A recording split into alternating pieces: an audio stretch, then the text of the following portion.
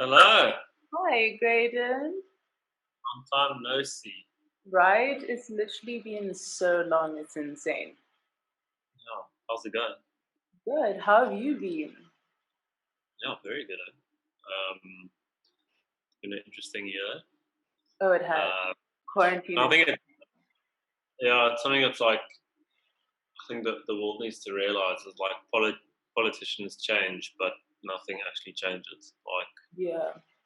it's It really starts with up to you. systematic, like, imbalances when it comes to corporations and people in them. But I think, especially doing what you're doing and what you've always done, I think it's kind of prepared you for this type of thing because you've been working for yourself anyway, you know? You know what's so weird? I said to Shay, I said like when lockdown started, I said, you know what I hate about is I've never actually hated being right more than now about like the current like times in the world because Yeah. like even back in the Vima days, remember I always just to speak about like you never know what's going to happen. There's no such thing as job security. You are going to need another form of income, and like during lockdown, like network marketing, I think had its biggest month in history. Yeah. So there's a lot of people playing catch up, and I think I mean the pros to this like pandemic is that people are sort of starting to wake up and realize like what's more important to them, Yeah. um, who they want to spend more of their time with. I think in a way, I think people are starting to, in a non sort of like what's the word, like shallow way, people are starting to realize that they're a little bit more valuable than what they are in Yeah. terms of who they spend their time with, who they actually are. Let's say that this deadly virus. Who are you going to like risk your life to see kind of thing, you know? Yeah. So it's like, Yeah. I think that there's a sort of deeper awakening in many senses for people. That's like Even the word awakening to yourself, the world, the universe. And the irony is the universe is inside of you, but people are now only realizing that. yeah, and it's crazy. So I'm like, I've always been big into like alternative sort of ways of doing things. So I actually went to an astrologist um, about 3 weeks ago, and I went. The last time I went was like 10 years ago, and I was 21 or something, 20. And back then, she was so accurate with what she said. But she said now, during this whole pandemic, she said the planets are pretty much exactly the same as they were when it was the Black Plague or the whatever it's called, the Black Death, Yeah. back in Europe like 400 years ago. So it's obviously like a cycle that humans have to adapt to and learn from. Yeah. Yeah. Um, so it's just the big boys in power, I think, are just taking a little bit of advantage. But what can you do? Yeah. Well, anyway, you may as well introduce yourself. Like, I met Graydon like in 2015, I think. And it was at a network marketing meeting. But you can introduce yourself and like say what you do and like your vibe and yeah, what you're interested in. Well, yeah, I mean, I got into network marketing, I think, in 2013, Hmm. and the biggest thing that appealed to me about it was like you met Cliff. I met Cliff, this young guy who'd made millions of dollars and was traveling the world and just doing what it is that he wanted to do. And I think it appealed to me massively in terms of the fact that I could learn from someone who already had made a large amount of money and was kind of doing what I wanted to do. I'm kind of materialistic, but I'm not, if that makes sense. I don't care for living in a huge ass mansion and wearing Gucci and Louis Vuitton, but I do want to have a ton of money in the bank, just have a nice car and be able to travel the world and do what it is that I want, right? This guy was doing exactly that. And I think what was important about that was, I'd kind of had an idea of what I wanted to be. I just didn't know how I was going to get there. So him and I worked together for a long time. You and Vima with us. We built that company into thousands of people. I mean, we had 18-year-olds making 40 grand a month, which was awesome. But I think what I liked about it the most was the connections that you make for the future. Like us now. I mean, we haven't really spoken Yeah. in 3 or 4 years, and here we are. Yeah. So obviously I had a good effect on you, or at least I hope so. Yeah, I Um, would say when I did meet you though, like it was refreshing to meet like-minded people. And I think that is like one of the best things that marketing could do for you. I know there's like divided opinions. You either hate it or you think it's bad or a scam or you see the benefits of it. And I think the benefits that I got specifically were the networking and also the self-development, motivational and like business tools. I still use them today. Like if I'm because sales is basically about people. So whether you're in network marketing or you have your own company, or even if you work with someone else or got hired by someone else, you can't avoid people and you have to learn how to work with people. And it teaches one you that. Hmm. 100%, and I think Yeah. it sounds funny, but I mean, if you follow me on Instagram, you'll see I'm quite anti what's sort of going on worldwide. But one of the biggest things it taught me was to stand up for yourself and what you believe in. Yeah. And we have grown up in a very, I know it sounds quite funny, but a very sensitive and shallow society, especially our generation. Yeah. I feel like our people aren't sort of as wholesome as they used to be. And it's not necessarily their fault. It's kind of just the way society's gone. Yeah. It's like people are sort of watered down versions of themselves. Yeah. What network marketing taught me is standing up for what you believe in, fighting for what you believe in, and also that most people are actually good people. Yeah. And I think, that's something that's really important because every single day it's just fear, fear, fear on the news, on the radio, TV, whatever. It's always about fear. I mean, every single TV program will always like sort of highlight that. But when you realize like a lot of our people, you actually realize that we all are so similar. Yeah. And I think like, especially growing up in South Africa, I'm not sure how similar Zim is, but it's like there's so much sort of like racial tension. And when I was in Vima, it's like we had so many different races. We had Afrikaners, we had Zimbos, we had like um, white people, we had colored guys, we had Indian people, and I traveled all over the country and went to a few different countries as well. And what I just found out fundamentally is that everybody actually wants the same thing. Yeah. We all just want to make a little bit more money. We all just want, to have a happy family, and especially as a male, we want to be able to provide. And a woman wants to become more independent. And it didn't matter which race or religion or whatever that I visited. We all essentially want the same. Yeah. So network marketing just for me highlighted that specifically. And like you said, like I still get calls and messages like, I mean, Vima closed what 4 or 5 years ago Yeah. in South Africa, and I still get calls now saying, "Yo, bro, remember that technique you taught us at one night or whatever? I use it today, and it's still effective." So Yeah. sales is like the ultimate. You have to learn how to sell. You have to learn how to manage people. You do. It's so important. Anything that you could possibly do, ultimately you're selling yourself as a person, as a brand, because you are your own brand. It doesn't matter what you're doing, whether you want to influence, whether you want to be a doctor, whether you want to start a business, or even as an employee, you have to sell yourself. In an interview, you're basically selling yourself. And it's so We true. oh, agree.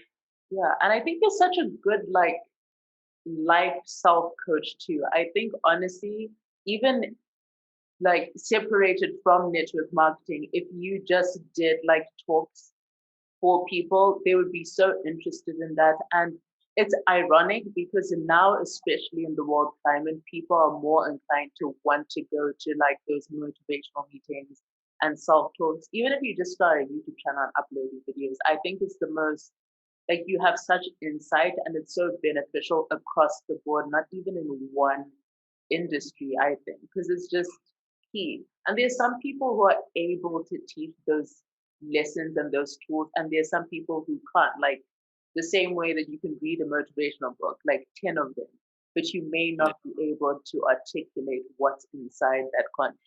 And I think you articulated really well. thank you. I think what's interesting is that I think humans as a society, like every culture really, Mm. they've drifted away from like the sort of old way. And like obviously there's a lot of things wrong with the old way, but one of the biggest things that um, the way we used to pass information wasn't really through books and text, it was through speech. Yeah. And I know, especially like in African culture, stories are like unbelievable in terms of passing down knowledge, and apparently, like, and their accuracy is just brilliant. But like you said, you can read 10 books and not actually really know what's happening, Yeah. or someone can actually try to teach it to you and get it through to you, and that's where the difference Yeah. comes. And I think I've been lucky, I've been lucky, like you said. I understand things quite well, and I'm quite good at explaining them.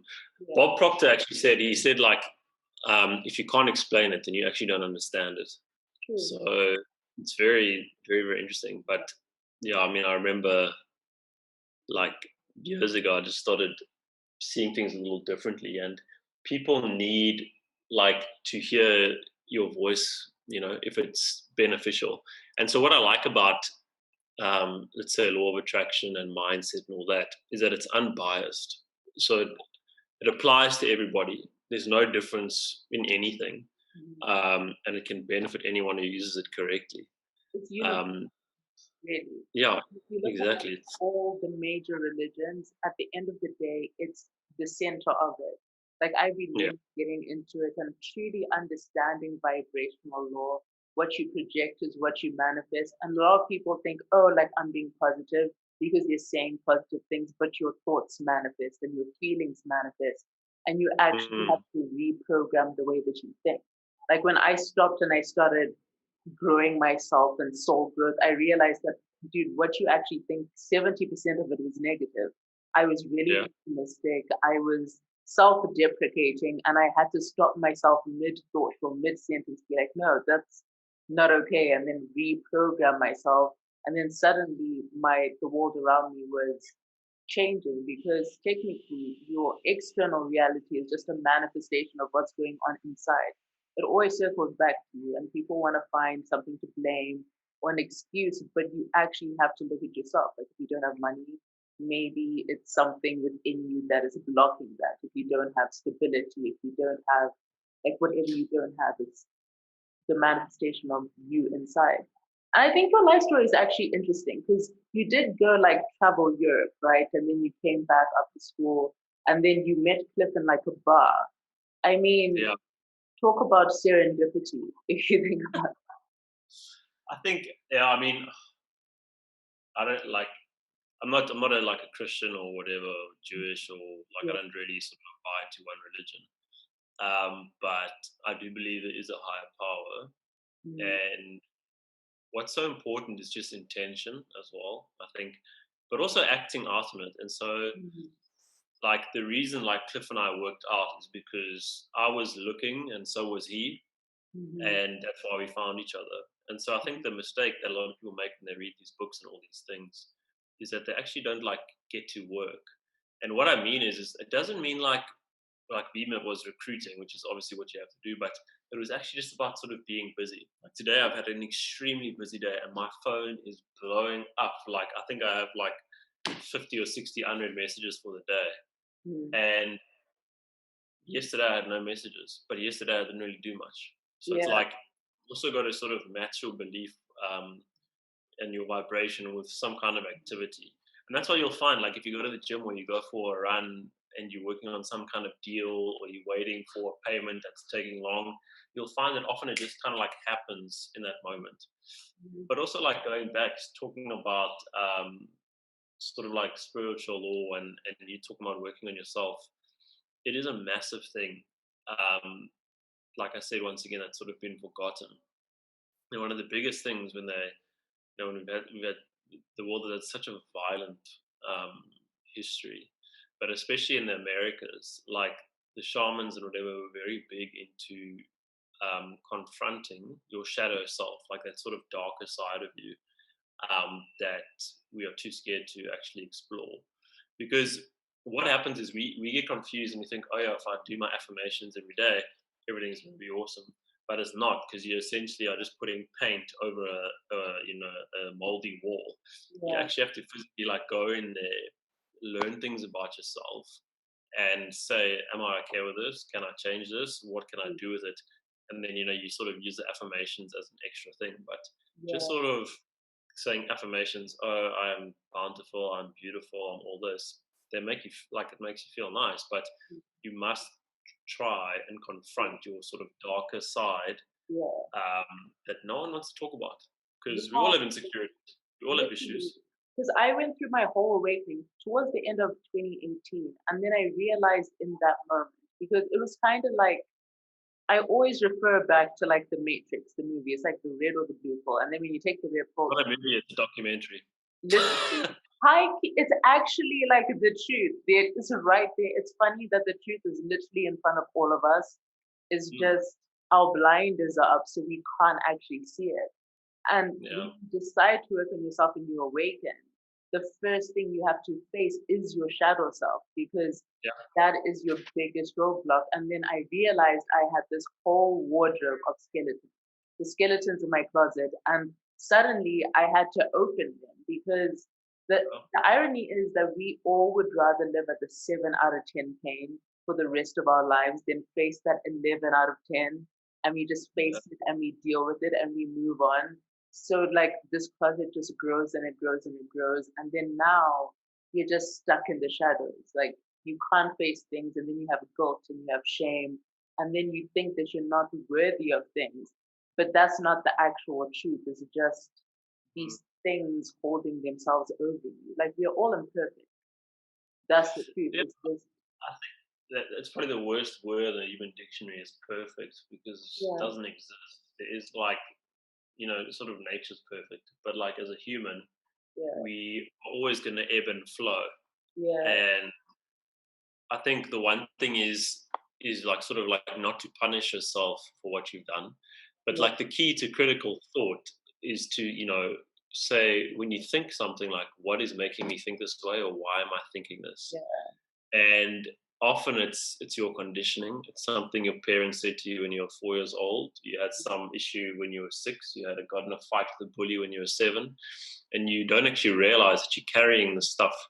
And so for me, like right after VMA closed, actually, I did this one course called V3. Um, it's the Roman version. It's the Roman name, but it's that I came, I saw, I conquered. Vine, Vide, Vici, or something like that. And it is actually about conquering yourself.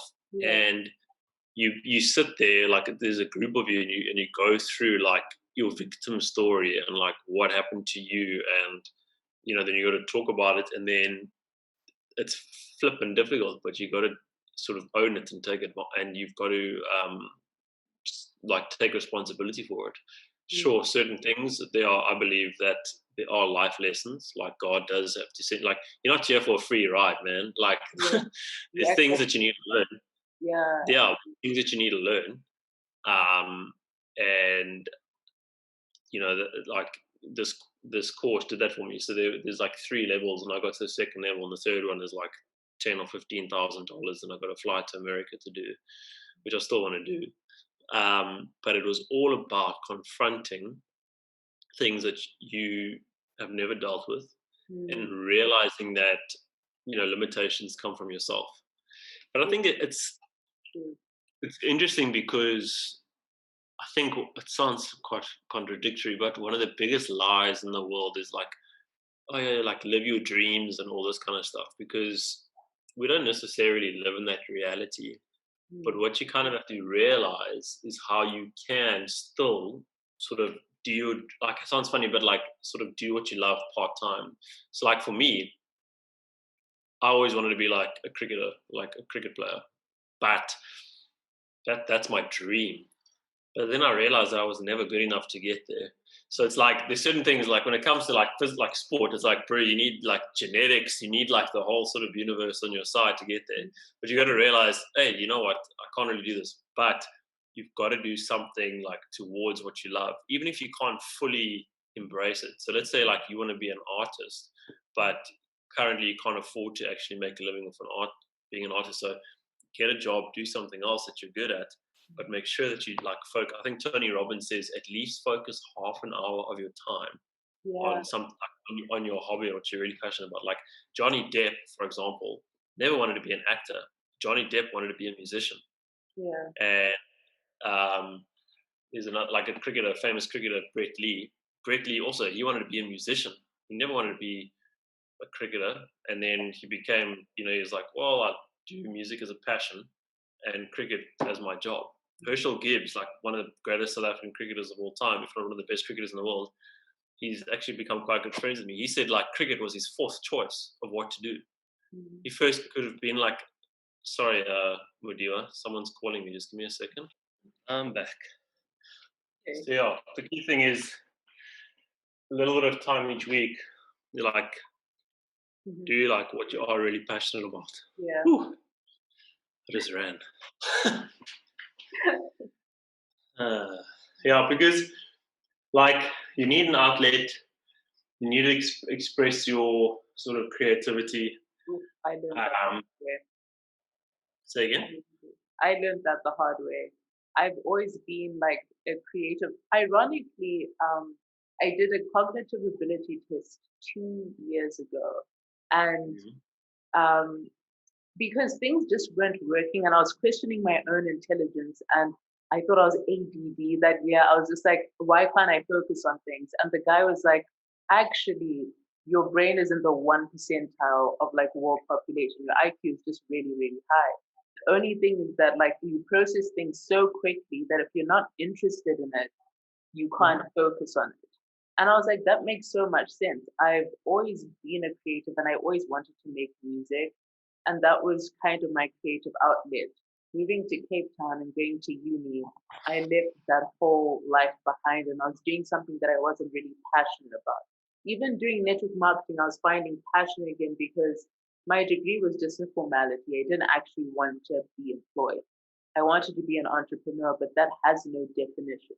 I can do whatever with that. And it was kind of making other people happy. But then when I reached the stage of implosion, I realized, first of all, I need to channel things somewhere. And I've always known I'm supposed to help people, but how am I meant to do that? It just turned into existentialism, like questioning why am I here? What am I doing? Where does this come from? But from that, I'm like, okay, what do I like doing? And I started like writing music and I started painting and I started actually writing. And I'm like, okay, these are things that I enjoy doing, kind of got a part-time job to make ends meet, but still doing what I love to do. And I think even people who have jobs right now, if you, whatever you like to do, just do it. Otherwise, you're going to be miserable for the rest of your life. Sure.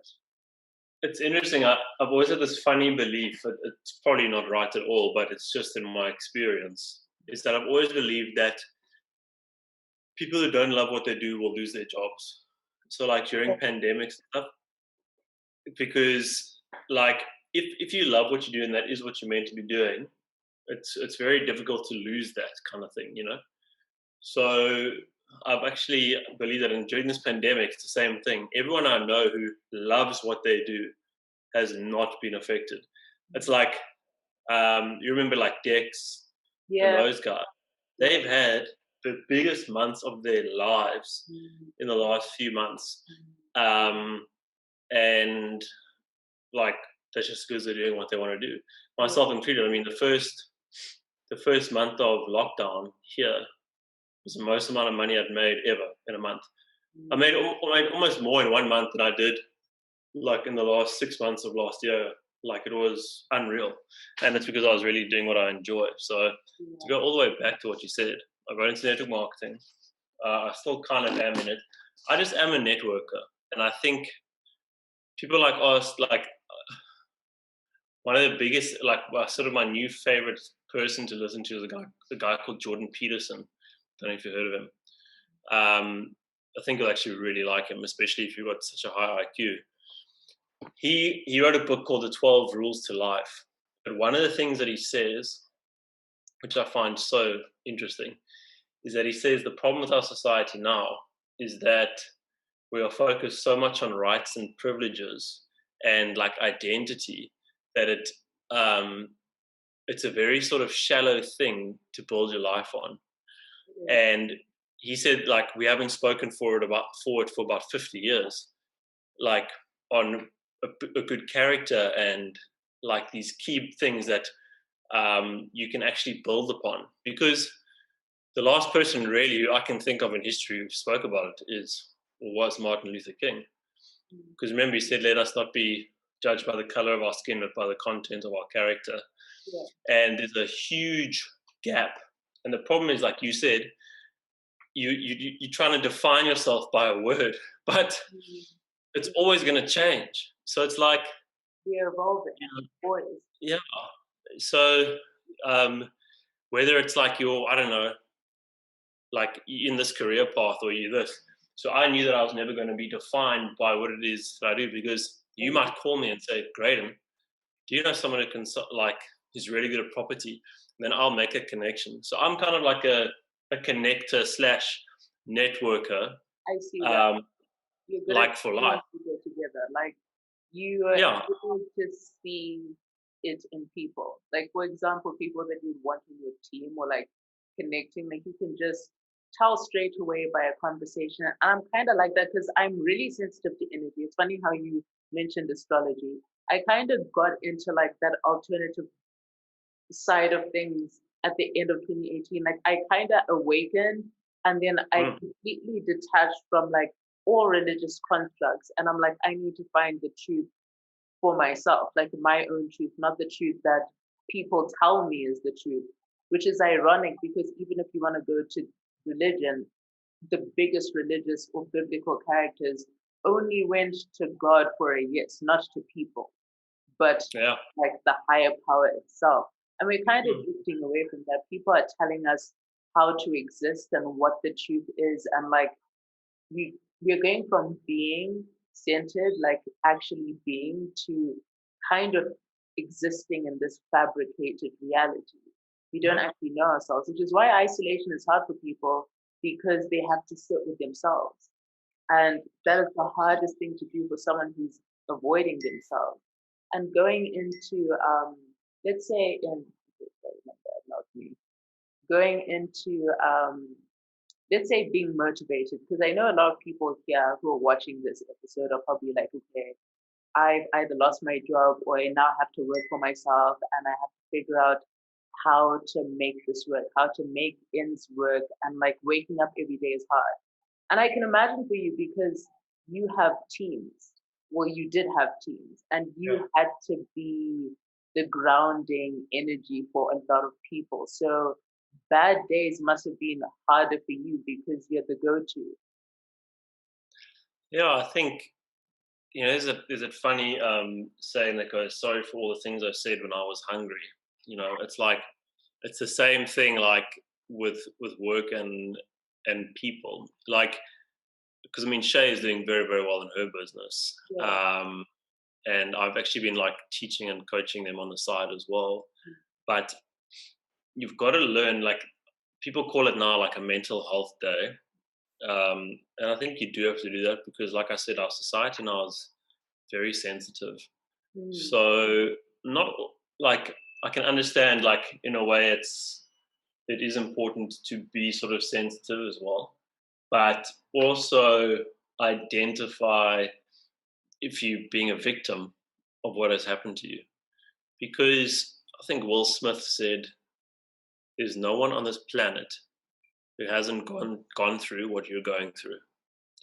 He's like, there's been billions and billions of people before you.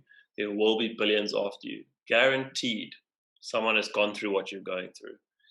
And I think it's important, like you said, like trying to get out of bed in the morning. Sometimes you need a few days off to just like really sort of think about what you want to do. But also, like you said, I think lockdown was terrible for a lot of people because most people realized they didn't like who they are. And to be honest, for me, lockdown, I'm like, nothing really changed in my life because it didn't change for me either. And it's hard to vocalize that to people because I had made that decision that like every single day, not only am I gonna work on myself, but I'm gonna work on what I really want to do, because at the end of the day, why am I existing if I'm not doing that? You know what I Yeah. mean? I call it Yeah. mindless monotony. We can fall into this. We fall into this like monotonous repetition, and then like you go day in, day out. Like some people wake up, go to work, come home. 5 years will go by, and suddenly you're like, wait a minute, what am I actually doing? And I try to catch myself if I'm falling into like a haze or the monotony of the matrix. I have to wake myself up straight away and be like, what are you doing? What does this mean? Like, does it mean something to you? And Yeah. you have to ask yourself the question. Like, I had to say to myself, am I going to be where I am because of what happened to me? Or am I going to make it in spite of what happened to me? Because at the end of the day, all of the people I looked up to, because I always read these books and looked up to businessmen, and they always had a story. Everyone Yeah. had a backstory, but we only see the highlight reel. And they made it in spite of their odds. And some people are stuck because of their odds. You know what I mean? Yeah. And I think what's so funny is I've got this guy who's at my cricket club because I'm the chairman of our club. Yeah. And he always says like life's not he's like life's not hard. Like life's not hard work. He's like, you want hard work? Come work for me and mix cement for an hour. He's like, that's hard work. That's tough. And there's like another saying, like cricketers always talk about like, you know, like we're really under pressure now. And do you have DSTV? I didn't watch it anymore. I watched Netflix. Okay. But But you should watch. I know it's about South Africa, but you must watch Chasing the Sun. It's about the South African rugby team winning the World Cup. But the psychology of Rassie Erasmus, the head coach, is just like brilliant. And one of the things he says, like he speaks about like life being tough and all that kind of stuff. And he's like, you guys at the Springboks, you're not tough. You're actually really privileged. There's people going through much worse. And I yeah, think that's the same thing in life. There's people going through much worse. Like you think you're under pressure. Imagine we like Mudiwa, we literally have the easiest life. mm, And that's why life is so tough because it's too easy. So it's yeah, like, I thought about this, right? Like being quite blunt, but if we went back, let's say 50, 60 years ago, and me as a white man, I would have had to I would be in war right now. yeah. You know, I'd be in a flippin' foxhole. Either I'd be on the South African border during apartheid, or I would be like in World War One in a trench. World War Two, I would also be there. I would be We in a couldn't battle. be having this conversation because we couldn't. No, We, yeah, exactly. We couldn't. yeah, So it's like life has almost been made too easy. And that's also what I found in network marketing. yeah, In network marketing with the company that we were in, the compensation plan was so easy. yeah, And then you get companies like Amway and Herbalife. Their compensation plans are bloody difficult, but they are multi-billion-dollar companies. yeah, But it's almost like sometimes when people know that something's tough, that's when they actually like sort of put their head down, or when it's really difficult to achieve, mm, that's when they put their head down. yeah, What's happening is that there's too much choice, there's too much distraction, there's mhm, too many like pretty things around. And yeah, so you've got to actually figure out a way to get rid of that yeah, and literally just like sit with yourself mm, and start to really sort of unravel, yeah, who you are as a person. Because every like tribe, religion, traditional, whatever, went on some kind of initiation mm, um, when they were young. yeah, And we don't do that anymore. yeah, So you need to like, the reason we have like these midlife crisis or these quarter life crises is because we're actually just so detached from who we are as people. it's true. Because, Like, and that's why I said it's so dangerous to create to like say I'm a Christian or I'm a Jew. So what if you're a Jew and then suddenly you like bacon? yeah, Like, oh, you're a Jew now, and then you're like, oh, or like you're a Christian and you're a born sinner or whatever, and it's fine. mm, But it's like you just got to be so careful. The reason I bring it up is because you got to be so careful with judging yourself mm. because you're human. You're gonna make mistakes. I think You got those to accept that. lead into like a big contributor to my existential crisis. Because for a Yeah. long time, in fact, the same year, I think it was 2015, I think, when I joined Beam and then Jeunesse, and then That same Yeah. year is the year that I found out I had like mental health issues and I was like in deep depression. But the thing that Yeah. kept me afloat was just like channeling into not only like-minded people, but like doing what I wanted to do. And that's where my only joy lies. And then drifting on from that, and then when all of those things like fall away and the pieces fall away, my existentialism led to I'm so privileged to be here and I'm upset. But like Mm. I can literally get in my car, drive 15 minutes, and there are people starving, kids on the road. Like, how am I feeling like this? Being as Yeah. privileged as I am, and religion itself, thinking about myself and reflecting on myself, I'm like, I'm not good enough. I thought for the longest time, like, I'm not good enough for God. Like, what does anything mean? And that turned really toxic. Then when I Mm. start my awakening, I'm like, okay, I'm throwing all these constructs away. I still believe in like God and a higher power, but it goes beyond that because there's a vibrational existence that exists while like simultaneously. Multiple dimensions exist. We are just in the one that we manifest in like the 3D, for example. And like 100%. I'm into astrology and tarot card readers and but at the Mm. same time I can make Bible references because there's truth in all prophets. Like Muhammad has said some really profound shit. So has Yeah. Jesus. So has Gandhi. Like different people have said a lot, but I think it's because they're all channeling the same consciousness. And the only way to tap into that is by tapping into yourself. And I think Yeah. my existentialism came from the fact that I didn't know myself. So there was nothing to channel into. And it's funny, Yeah. like medication has never helped me deal with depression or anxiety, but like connecting to my spiritual health, I've not suffered from any of that since. And it just took Mm. fixing my spiritual self. I mean, people think spiritual, they like automatically be like, oh my gosh, but it's like not that. We all have a spiritual body. And if it's out of balance, then you're going to be out of balance. Because what are you rooted into? You know what I mean? Yeah. Yeah. And so that's why I say, like, I say with respect, there's so much good that comes from religion, but the problem is that people aren't necessarily reading Mhm. their Bibles or their Torahs or whatever. Yeah. What they're doing is they are listening to their priest or their pastor or whatever, who they're taking word for word. And you're always going to interpret things in your own way. And so the problem is that sort of like mass following of one person's set of beliefs. Mhm. I think I posted on my Instagram the other day or yesterday even Yeah. about how um, it's not a good idea to like follow people like in their belief, like something like I've it's, been I think saying it for a while. it's even like in the I think it's actually written in the Bible.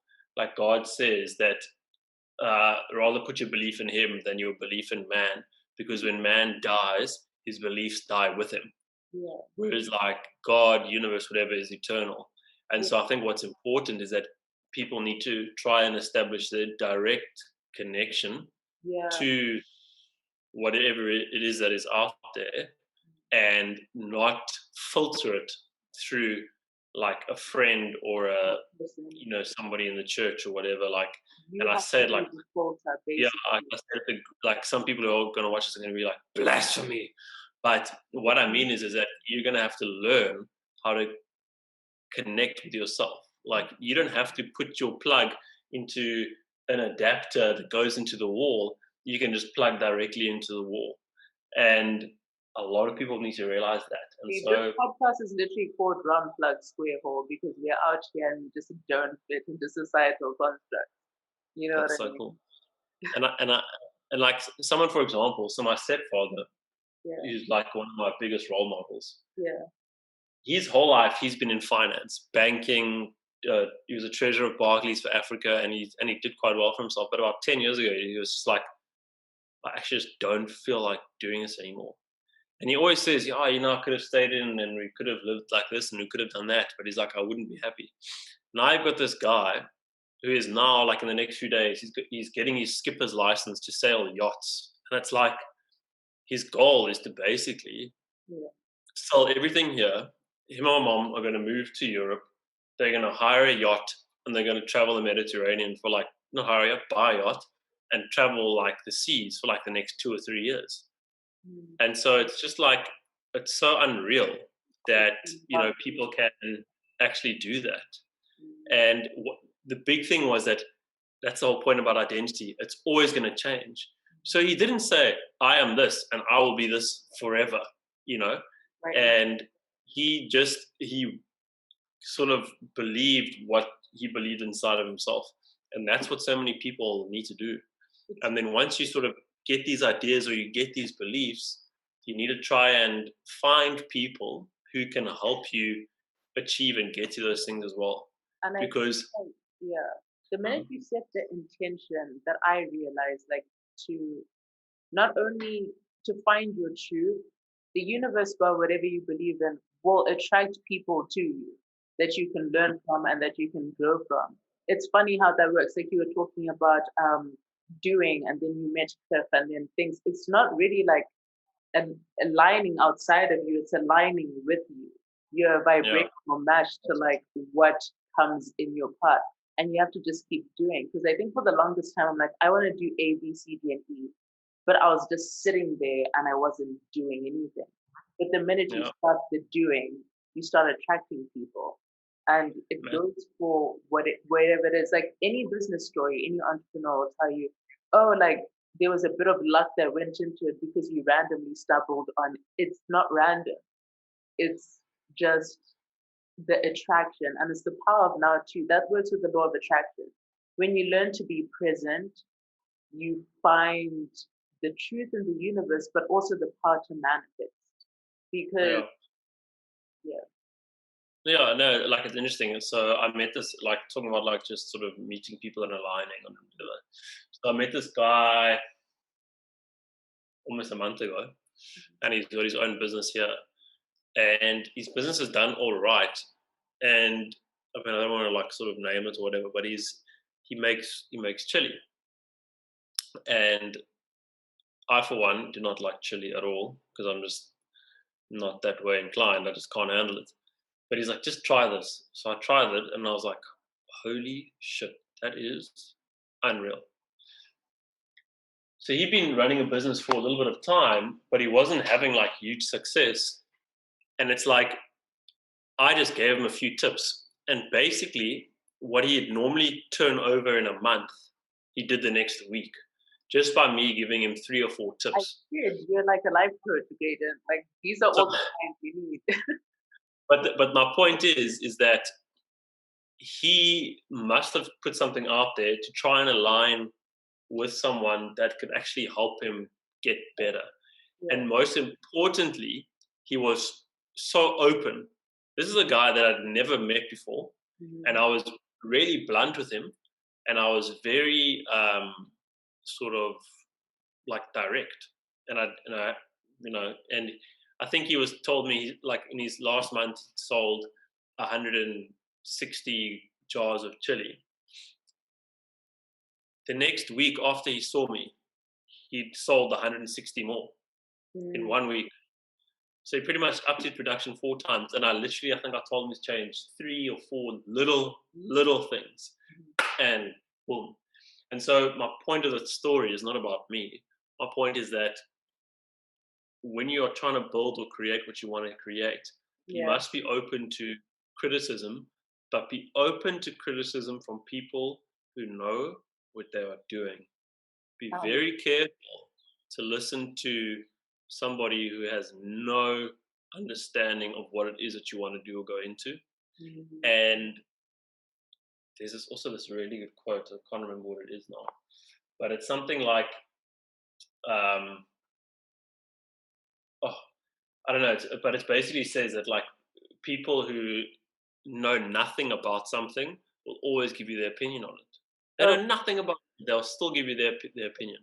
It's like, how does that happen? And like, I look at network marketing. My mother was anti. Guess what, Madiwa? She joined a network marketing company at the start of lockdown, and she's doing all right. But now her son, who's 18 years younger, I've got a young mom, 18 years younger than her, is teaching her about law of attraction, teaching her about sales, helping her recruit. network But it, marketing half the time is the door that opens like mm, law of attraction and whatever. And I'm like, literally, these are the secrets of the universe, and they're not secrets; they're right in front of you. Like law, like understanding vibrational law will change your life completely. And it's funny you say that because I put that intention out. I think beginning of 2019, end of 2018, and I put it out there like everyone who is not serving me, let them just leave my life because I'm starting in left, right, and center. Relationships, friendships were just blowing up in my face. People would misunderstand something, and it's like the friend list went from like 100 to like 5, and it was so it was so distressing. And it sucked in the moment, but I was like, you know what? This is what you wanted. Stick it out. And now I'm mm, like, good riddance. Thank God. Like, honesty is the best thing that ever happened. And then I put it out there, like, I want to attract my soul tribe. So now people who are attracted to me or want to make connections are not necessarily along the same path. We could be doing different things, but we actively aid into each other's lives. Like, there's an energy exchange. I put it out there, I think at the beginning of this year, like, okay, I'm done kind of just writing demos. I need a new producer now. The very yeah, next day, someone randomly reached out to me on Instagram, no mutual friends. He lives in Italy, I live here, and he's produced 2 of my songs. And I just put it out there. I said, this is what I want. And that's let all. it come to me. And less than 24 hours later, connected to one of the craziest people I've ever met, you know? It's so like it's so weird, but it's not because I mean I can't really think right now. I've had so many like things of good fortune like that in my life too, and I mean like I would say that the most recent thing is what I did was so my cricket club basically they've been like sort of uh, I don't want to speak ill, but we were sort of like down in the dumps for about 10 years, and I hadn't played cricket for about 4 or 5 years during the Vima time, and the reason I actually also started pushing Vima was because I was just so like angry that there was like so much politics in sport that I didn't get a shot at a higher thing. So I quit cricket entirely, and then pushed Vima big time. But basically, I wanted to get back into cricket, and I went to another club, and the guys were like, "Oh no, like come play for us." So I went to the Nets, had a couple of like practices, and they were like, "You're playing at like a fifth team level," and I was like, "Fuck this!" Sorry for swearing. And there was a guy's car parked there, so I called him, and he had like a coaching thing on the side, and I was like, "I'm just going to get better. I'm not going to get bitter about it. I don't actually accept what the guy's saying." So I spoke to him, and he was actually part of another club. So I joined that other club. Within a year, I was elected as the chairman. The year after I get elected, all of our teams got promoted. So this last year now, all of our teams went up a level. I think we won like 4 out of the 5 competitions that we have. And like there's money in the bank, there's so much better. But one of the things that I did was to get all the teams winning was we sat down one day with like a life coach essentially. And he said, "Cool, what are your guys' goals and dreams for this club? And let's make it happen." And then what we did was in the change room, we had like a big, like an A3 piece of paper at the back of the change room that we could all see when we sat down in our places, that showed us all our goals, what we were shooting for, and what we had actually achieved. And we actually overachieved our goals. And so what we did was we just, Tony Robbins calls it your map, your massive action plan. Mm. And all we did was we just sort of focused on everything that we wanted to achieve, and we did it, and it was unreal. And Yeah. so I think also what's important is why it's so important to get in touch with yourself is because certain things in my life, people say, "Oh, we're going to do this and we're going to do that," and I can't, like in my third eye, I can't see it. Mm-hmm. And often, if you can't see it, it's probably not going to happen. And there's a lot of things that in my third eye that I haven't seen that actually never played out. And Yeah. so the reason I'm saying that is because if you can't see it for yourself, like um, firstly, don't be like negative about it, like, oh, I can't see it for myself because I'm so depressed. Yeah. You like if you can't if it doesn't feel right to you, if it doesn't feel like it's going to work out, don't force it. Just kind of like observe. And there was a few things as well. Like we had the in the one competition, we had to share the trophy, and the final was at Newlands at the stadium. And it sounds funny, but I said to Mark, who's also the other guy is big into law of attraction, listens to Bob Proctor every day. He was like, "It's so weird that that never worked out, that we never played the final." And I said, "Actually, Mark, do you know what? I never ever saw the final happening. I just never saw it." And it's like we are going to organize new kits, and like we couldn't organize the kits, and they were like the dates weren't going to work out. And I was just like, everything is pointing out that this thing is not going to work. Mhm. And then what happened? COVID. And so I that's what. did that too because I remember I posted a video on my YouTube channel. I think it was the beginning of this year or the end of next year, and I'm like, I can feel a vibrational shift happening, and things are just gonna change. Oh, Absolutely. And the more you connect to yourself, and it's funny you're saying you couldn't see it through your third eye. Like there's so many things that like it just doesn't resonate. And I'm learning to listen to my intuition and just either say no or know that it's not for me. Because every single time I've ignored that niggle and just done certain things, they've never worked out or things just fell apart. And there's certain things, and it's funny, sometimes the things that your third eye or your intuition will say yes to, you're going to face the biggest roadblocks just before they manifest because it's almost like you're being tested to see if you're worth the manifestation. And sometimes people think that because you hit like it's just certain things may go awry, I guess, but you know in your soul that that is it. It's not it, but it's kind of like the hurdles before the gratification. Like when people say, just, I was just about to quit and I kept going and it happened. mhm. And it's like, you know, But so I think like what I think, I'm not saying this is the answer. yeah. It's about understanding like your ego as well. Ooh, And okay. there's actually quite a negative connotation to ego. But the truth is, if we didn't have an ego, you wouldn't have this thirst for knowledge. You wouldn't have this. It's when your ego completely disappears, then you kind of have to worry. I explained Uh, to someone the other day that, like, with your ego complex, like, as human beings, with our humanity, we need our ego complex. It kind of tells us not to get into dangerous situations and this and that. But the same yeah, way that you have distorted masculine and distorted feminine energy, you can have a distorted ego complex, and it's when it's out of balance with your higher self. So now, when you find balance, your ego can work the way that it's supposed to. exactly. And so the thing that I want to say about ego is like sort of the negative part of it when you're trying to do new things is that your ego is all it tries to do is just tries to keep you in the same position as you are because it's just the brain's way of staying alive. It's like, oh, we've always done this and we've been safe. Why do you want to do anything else? And I've even noticed it myself. I actually said it to, I think I said it to Shay. I was like, I've actually noticed as I've gotten older, it gets more and more difficult to try and change habits and change things. But eventually you just go, oh. And so that's why I say, like, don't force it. So it's like for me, it's so funny. Like, I'm not fat or anything. Like, I'm quite a thin dude.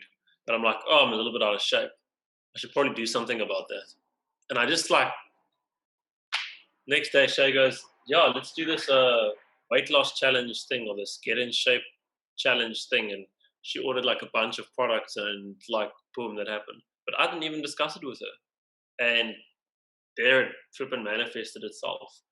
And A I lot. would say I would say the hardest thing about manifestation is you've you've got to learn to like position yourself, like surround yourself with people that can help you. Um, like in like you've got to be in the right environment Yeah. because there's no sort I of point in like you get dropped at the bottom of the ocean and you go, okay, let me manifest this when you're in the middle of fucking nowhere. You've got to be sort of in a position where you can create those things and You get seek those people.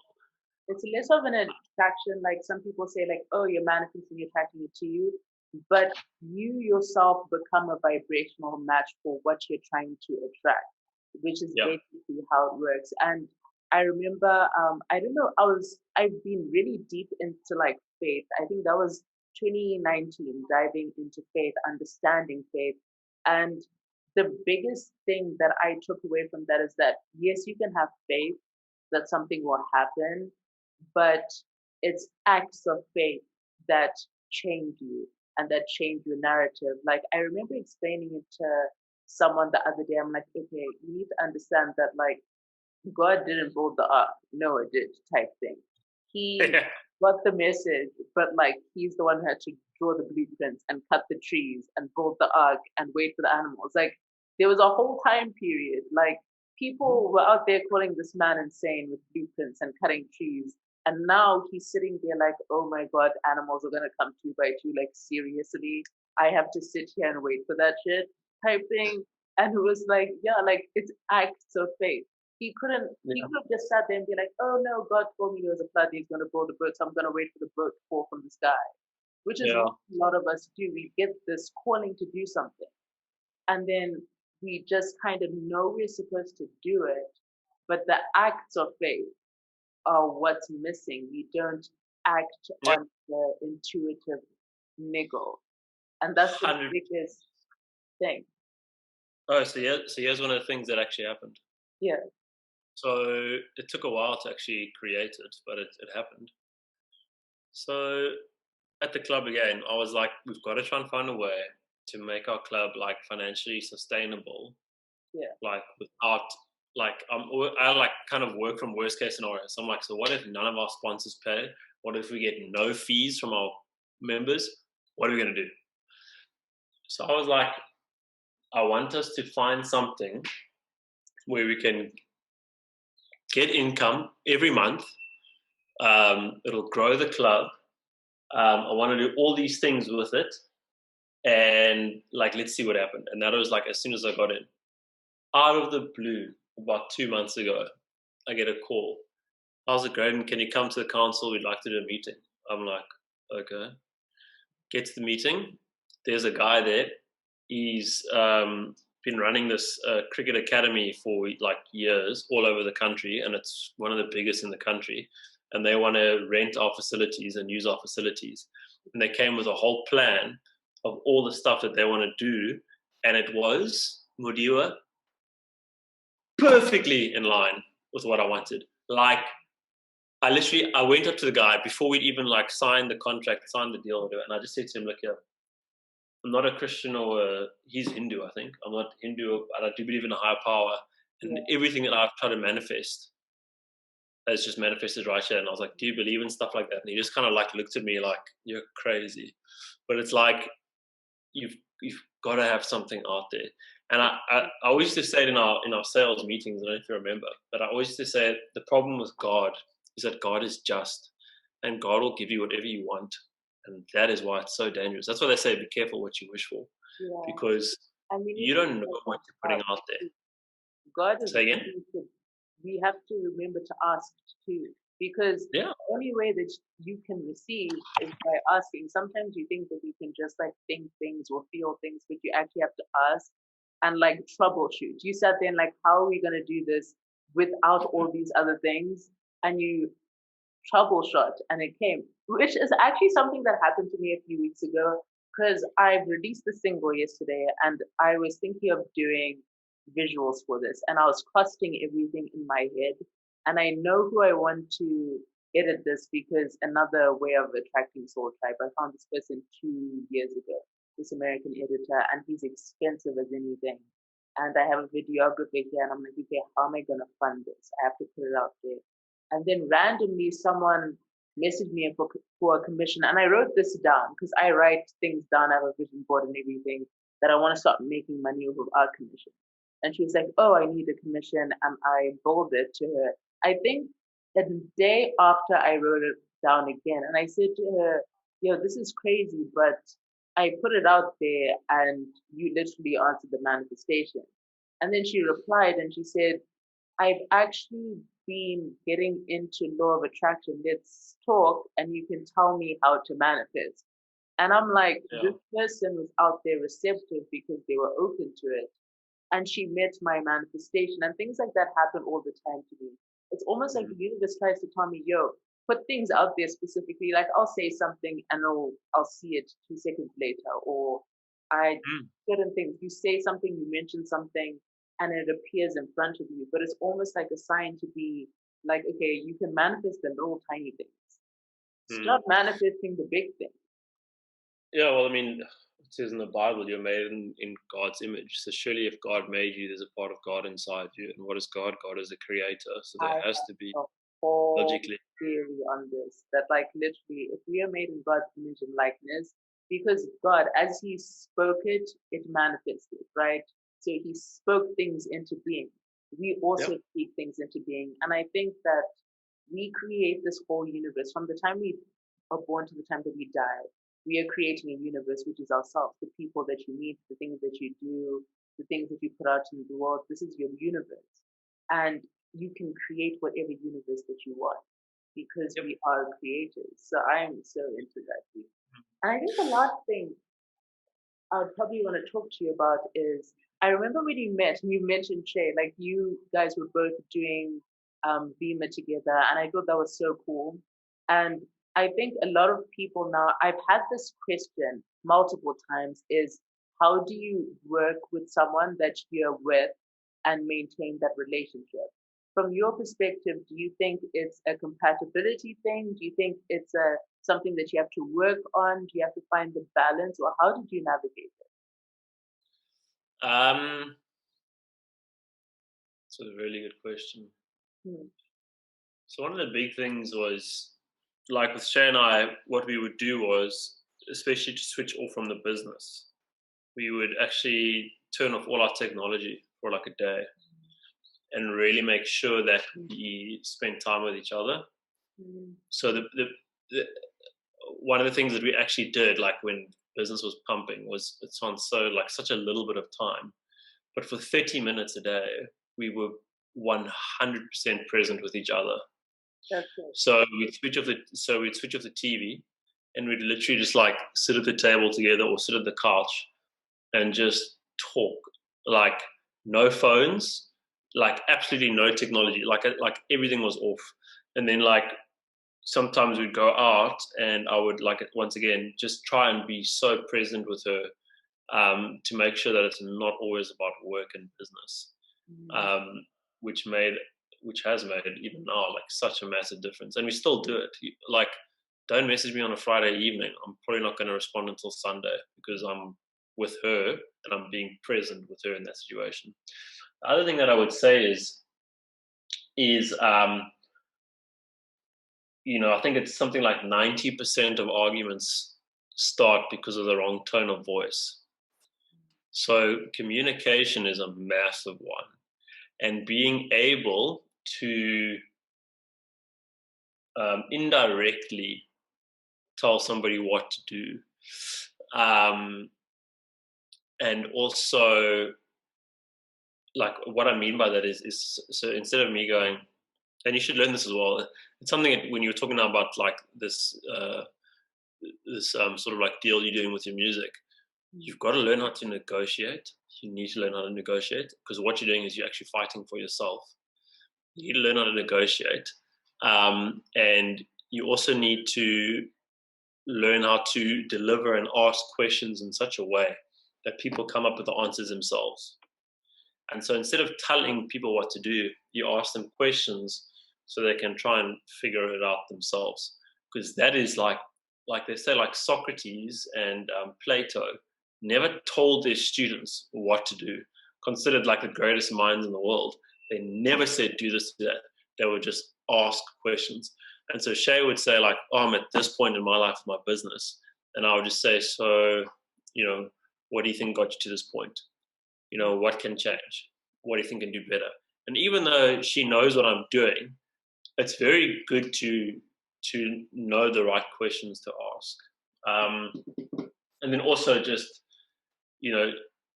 using somebody of influence over that person to speak to them, like how you'd use your upline. That made a huge difference because, like, Shay and I are very close. We both are very stubborn, but at the same time, we are open to sort of criticism and advice. But you've got to like try and find that balance. But the key thing for me was really just letting her know that I was in it for her as well. She was in it for me. So like a full-on commitment. That's deep. I think we've saved so many relationships by just that one chunk of conversation. Because people don't realize dedicating 30 minutes every day to just be present with someone is the difference between 60 years and 2 years. You know what I mean? With that person, you know? Yeah, and it's like I said, like earlier, it's so easy to be distracted. And there's nothing like, how do you feel? And I've tried now a lot, especially when I'm with my family. I switch my phone off or I put it away. And what I hate the most is like you go meet your friend at a coffee shop and they put their phone on the table. And one message goes off on that phone. And guess what they're doing for the next 45 minutes to an hour? They are looking at their phone. And subconsciously you're going, this person doesn't really want to be here. They don't actually really care about me. So I'm kind of just like wasting my time. So that human connection is extremely important. Yeah, especially now I've learned to be present for sure. Like if I'm on my phone and I'm around people, it's either I've been put in a situation where I don't want to be around those people, so I'm just awkwardly trying to find a way out of that situation. Otherwise, I'm super present. I thought the last thing I was going to ask was the relationship thing, but you did mention the upline. So I think people need to know the power and the value of mentorship, actually, because I think it's really life changing and network marketing really like instills that in you by starting off with the upline. In fact, explain what an upline is to people, and then we'll get into the last point, which I think is mentorship. This is a deep topic and a very what's the word? One that's very close to my heart. And I don't want to, especially as a man, because, and it's funny because I like talking about being in alignment. This is exactly what I spoke at our opening speech when we opened the club for our cricket season. I spoke about mentorship. So I want to give you some history quickly as to why, you know, people always say to me, Graedon, why don't you trust the government? Or why don't you trust people in power? And here's why. So I'm going to use, because it's something we can probably all relate to, the apartheid model of what they did in the 70s and what's really sort of messed up our society. So the reason I bring it up is actually because of mentorship. So what used to happen was, like hundreds of years ago, every man or boy would go to a knight or a soldier or someone to mentor. And this guy would basically teach him how to do everything, how to pay taxes, like how to build a house, literally, like how to make love to a woman, like full on, like proper, like teach you everything you need to know. And that doesn't happen. And so what the apartheid government did specifically, to actually all people, but it was just more blatant, I think, to like people of color, was that they created the homelands, and so everyone lived in the homelands, and that actually was all right. But what did they do? They made all the work available outside of the homeland. So especially in South Africa with the gold mines, the men had to leave the household for months at a time to work in a gold mine. So sons and daughters grow up without a father figure and without a mentor. So I say with respect, a woman cannot teach a man how to be a man, and a man can't teach a woman how to be a woman, because they are completely different. And so in terms of like, let's say like the black community, because it was mainly black workers that went to go work in the mines, there's a huge generation of no father figure. And the truth is, like, psychologically, you only have to fuck up one generation, and it creates a sort of rolling effect. And so with what they did in, like, specifically the Western Cape, with colored people, which is the worst term ever, because there's so many different races amongst colored people. Like, you're not colored, you have Indian heritage, or you have Pakistani or Filipino. Like, colored is not a, it's like, I hate the term because it's kind of like robbed them of their heritage. But what they did then was they refused to hire colored males for work, and they only hired colored females, receptionists, maids, and stuff like that.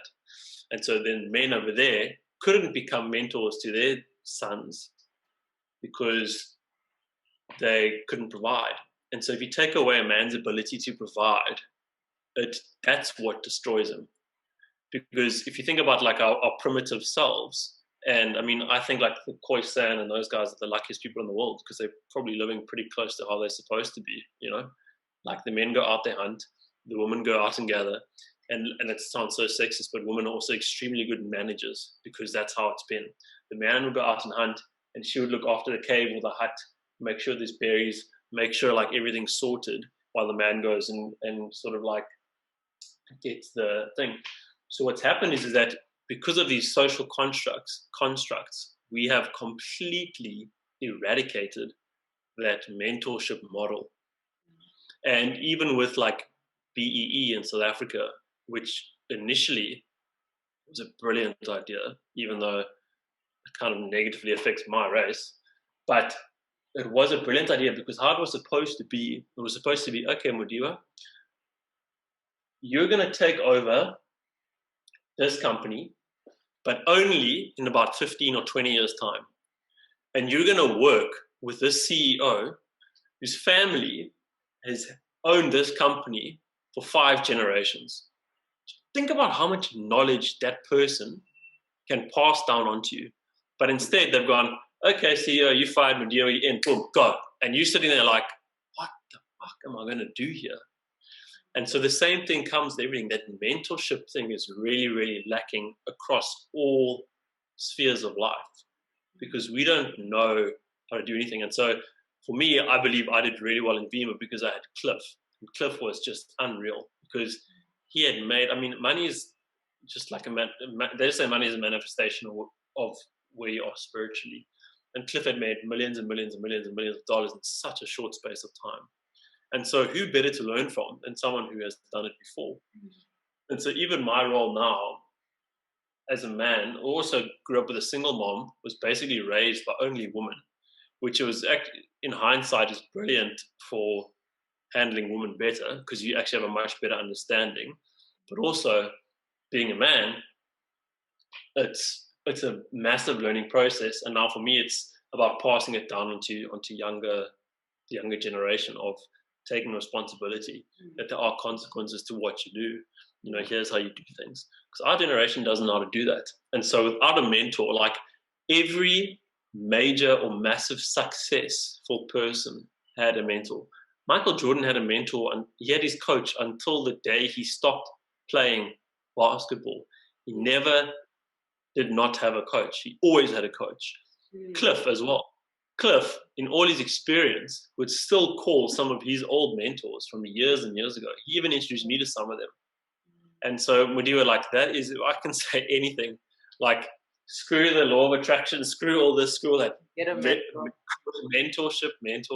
There is none available. And I know I'm going on here, but there's also, look at our society. Who do you look up to in this generation? I'm not saying like, look at these powerful people of the past, like Martin Luther King and like Nelson Mandela, because you can't sit one-on-one with them and have a conversation. Who do you look up to now? Like, I sit here and I go, there's not one politician that I'd want to be like. There's not one like sort of singer or rapper of this current, like right now time that I look up to. Yeah. Like, that mentorship thing is massively declined. So that to me it's a pivotal part of our society that just has faded. So find yourself a mentor. And here's what's crazy. There's this funny belief that the rich don't want to help the poor. There's a lot of rich people out there who want to teach people how to make money, how to work hard, and how to make a business happen. And the only reason I can say it is maybe it's because I'm in alignment with what I want. and I find these people along the way. And you kind of have to, Um, they're not going to come to you. You have to go to them too, you know? And yeah, I, and no one's gonna come by and be like, "Oh, you're drowning in debt and your life's a mess and yeah. whatever." Here's 10 million rand. Like, no one's gonna fucking do There's that. a level of like respect and appreciation and like wanting to help people who've made it, want to help you if you ask them because they had to make it. They had to go through the ropes of making it, you know? And everyone has failed before. That's the thing. Like failure, if anything, I think if people ask me what's the best thing that happened to you, to me, I would say failure because at the end of that and going through it, I'm just a version of myself that I never thought I could be. If everything always went my way, I wouldn't be as much of an enlightened soul as I am now because I had to go through the motions of failing. And yeah, mentorship, I'm with you on that though. And on the inverse, you have to also think about how you're reflecting yourself and impacting the world. Because I'm in everything that I do, I know, especially going into like an entertainment industry, I'm so aware of the fact that like it's easy to fall into a matrix bubble, especially doing this. And there's certain things that I just can't give up on my integrity meter. Like if people ask, what's your mission statement? At the top of it is integrity, because at the end of the day, if you fail on that, how is anyone going to trust you with anything? So Yeah, it's such an integral part. yeah, and I think there's a saying goes like, "If it's meant to be, it'll be," and it's like if that is truly at the core and whatever that it is that you want to get to, eventually you have to make it. It's the law of the universe. Is you put it out there and eventually it's going to come to you. And I would say, like, people say like, what's like something that sort of bad happened that you learned a lot from, and it's Vima was like unbelievable. No, I remember closing the down day it closed. closing down was the biggest trauma of my life at that point, and it took me a long time to get over it. It probably took me 2 years almost to get over it. I mean, you can ask Shay, I was a fucking wreck, but I kind of lost my way, and I became a victim. I'll be honest. Like, we jumped into Jeunesse and we killed it, and then you saw it just faded out. And why? It's because me, the leader, and that's the thing. Like, if you're in something where, like, if you go to a store and you get bad service, it's because you have a bad manager. If you go to, if a country's in a shit position, it's because you got a shit president. And the reason I say it is because, like, whatever happens at the top, like, falls down, you Mm. know? You can look at And that's Apple why, too. Like Apple is yeah, Apple with these jobs, you know? And he's yeah, like what you were saying earlier, when he had that panel with Bill Gates and he was like, you have to love what you do. You have to because you'll quit. Why? Because you're saying if you don't love what you do, you'll quit. And yeah, I totally 110% believe that because just because you're following your dream doesn't mean it's going to be a walk in the park. It's going to be hard sometimes. It's going to be so hard. And I think about the stuff that I'm pursuing now, and I know I really am passionate about it because I'll do it without a huge amount of income coming in from it. I know it's there in the future, but I'm willing to work as hard as I am now without mm, any fiscal gratification because it's what I'm passionate about. yeah. I think what's also interesting is like, with what you're doing, you just need one person to hear it, one record label, one whatever. You literally, I know it sounds terrible, but you can make one hit song that is literally only a hit in one country or one state in America, and you can flip and make it. And I think that's what's so beautiful about being in such a big industry like that. And it's the same, like I trade Forex a lot now. Yeah. And it's like I just need one big move in the market that I'm on the right side of. And Yeah. I'm sorted for, like, I don't trade huge money yet, but eventually I will. Serendipity Um, is type of but thing I'm that sorted. but it comes through your work. And it's funny Yeah. being in this entertainment industry and having like so much business background before, I see like it's crazy. One day I'll go break it down for you, but like artists don't own shit. to be blunt. They don't. And record labels are basically like robbers at this point. Like, for example, they say a certain artist made like 200 million in the last year or something. That label probably made 20 billion off that person. And they Yeah. have nothing. Like, they don't own their music. And I'm thinking, like, I think I started with business for a reason because I'm 110% staying independent. There's absolutely no way. They'll offer like to like jump on that, there's actually artists experimenting with making music on blockchain technology, so that every single time a song gets played, they actually make a little bit of money as opposed to record labels or whatever. It's unreal. yeah, we do But that. yeah, I hope this call helps some people out there. I think there was a few nuggets in that thing. I must be honest, I thought that was a really informative call. Yeah, It's I'm good glad to do this stuff. Sorry? Yeah, I said it's good to do this stuff. Yeah, for sure. So when you fail and you make that number one hit single, let's do this again and see and reflect back on this conversation. That'll be quite fun. You hit that wave in Forex, Graedon, and now you're in a mansion somewhere. Let's do this interview in person so I can see your crib. Yeah, we should. So you save this, and the file mustn't corrupt. So we've got it forever. It'll be very interesting to see. We need a reference point because if we're out there talking about attracting greatness, we have to speak on the other side of it. You know what I mean? But thank you so much for this chat. It's been really good. Yeah, thank you so much. And this is the last thing I'm going to say because you said attraction again. I actually write down the book that I keep is actually right here. So I write down that everything that I'm grateful for, and literally, this apartment that I'm in now, I manifested it to the neighborhood, to the floor, and to the size, like to the T. I was 2 square meters off the size of what I wanted this thing to be, and it came also out of nowhere. Shay and I were just sitting at Canal Walk one day. We're like, I don't think, and also we were supposed to move down the road here, and I said, I don't think this apartment's going to work out for us. And she said, me neither. And I had the feeling since the day I saw it. So let's just go online, see what happens. Went online, this place came up, called the estate agent. He met us within half an hour. Came here, took a look, loved it. Papers through the next day. That Friday, paid him. Boom, here we are. And it happened like this. So it's like you put it out, nothing happens, and then everything just happens. Amazing. Yeah. So on that bombshell, let's end it. Thanks, Graedon. Thank you, Medea. I appreciate it.